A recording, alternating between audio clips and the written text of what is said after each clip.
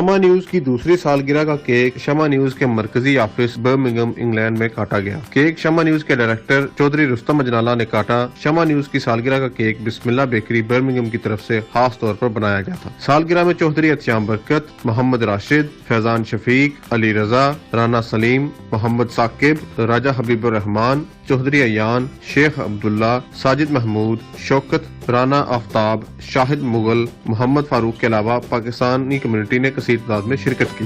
شمع نیوز کو دوسری سالگرہ مبارک۔ شمع نیوز کو دوسری سالگرہ مبارک۔